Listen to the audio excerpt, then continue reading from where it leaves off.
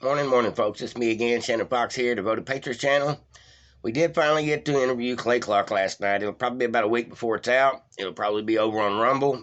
A link off of the Fox and Archibald show probably next week on the Monday episode. We'll probably do an episode on Monday and then leave you a link down to the description over on Rumble to watch us interview Clay Clark. It was great. Plan to have William on my show as well, ASAP, pretty soon to just discuss such things. Let me go ahead and get into a little bit of news this morning while I drink my coffee and try to wake myself up. Get ready to go to work.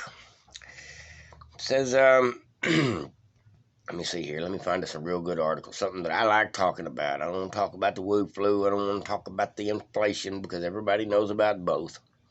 At this point, there's nothing more I know that I could say.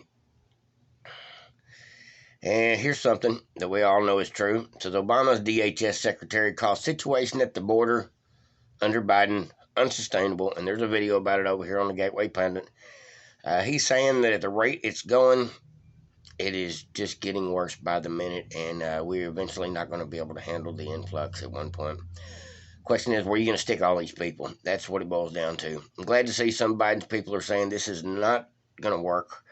Hopefully somebody will get on board with changing the rules before they declare this Title 42 ixnay, and then the flow gets 3 times multiplied. That's what it looks like it's going to happen. That's what they're trying to do. They're trying to wreck our country by letting everybody and their sister in the country. No doubt about it. It says House Judiciary Committee, Judiciary Democrats working to change recusal standards for Justice Clarence Thomas. What they're trying to do is they're trying to go after Clarence Thomas. They do not like the idea of him having his own opinion, being black and conservative on the Supreme Court, and against all this abortion crap that the Democrats are pushing. There's several things that Clarence Thomas is just constitutionally solid on, and the Democrats hate him for it. But that's a whole nother story. But let me go ahead and get into a little bit of selection news. Be real careful with my wording. I got a little warning yesterday, but that's another story. It says Georgia Republicans passed bill to allow law enforcement to investigate the fudge with the backpack bandits that went on during last year in November. You know what I'm talking about?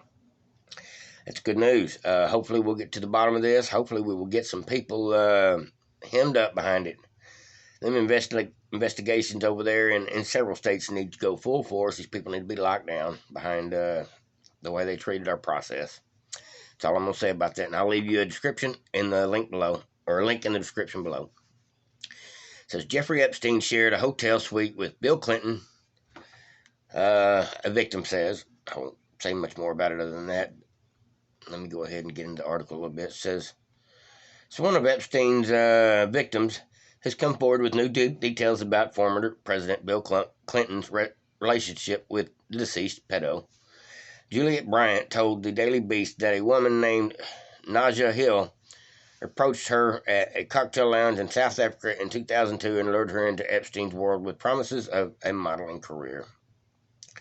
Bryant, who was only 20 at the time, got caught up in the whirlwind of life of traveling with Epstein on his private jet, the Lolita Express, and frequently crossed paths with Bill Clinton. Miss Bryant told the Beast that Naja Hill name-dropped Bill Clinton to give Jeffrey Epstein more credibility. It was completely con. It was completely con. Bryant told the Daily Beast, I wouldn't go with some random man to the Caribbean. He seemed legitimate. Clinton gave him the credibility. Bryant told the Daily Beast that when she first met Bill Clinton, she believed that he was very close to Epstein because the two shared a suite at Cape Grace, a luxury hotel in South Africa. Says she was still a young girl. Thought it sounded like such an amazing opportunity, considering the people she was being introduced to. And Epstein, Ghislaine, and Bill Clinton give this woman the impression that Epstein had real credibility, and the fact was that he was a good friend with a former president. She also said that former famous Democrat. She also said she she seen the famous Democrat again the next day after Hill invited her to join their entourage and show Epstein her modeling portfolio. Bryant crossed paths with Clinton and Epstein as they toured Africa on a high-profile humanitarian trip during which former President Trump, his secretary, his Secret Service team, and others flew around Epstein's private jet dubbed the Lolita Express, and makes me want to know what the heck is really going on over there. It's supposed to be a humanitarian trip. What is their definition of humanitarian at this point? That's what I want to know. There's probably another name for that trip, and it's not humanitarian. If you want to go get the whole article, it's over here on the Gateway Pundit, but you can also go over to the Daily Beast and find it as well. It's just a little more incrimination. Somebody else that is just calling out the fact that she has seen it with her own eyes. Clinton was a part of the whole Epstein situation. Just more whistleblowing on that end. It says Twitter, fascists from Twitter released a statement. They don't care that Elon Musk is on the board. They will continue to censor conservatives, and Trump is not coming back. He's not allowed. Now, Elon Musk, if y'all don't know this, a couple of days ago bought over 9% of Twitter, meaning he is one of the lion's shareholders, meaning he has say on the board as far as what goes on in the company. And so from this point forward, it's probably going to be a battle over censorship between him and all the other shareholders to try to right the ship to some truth instead of censoring people.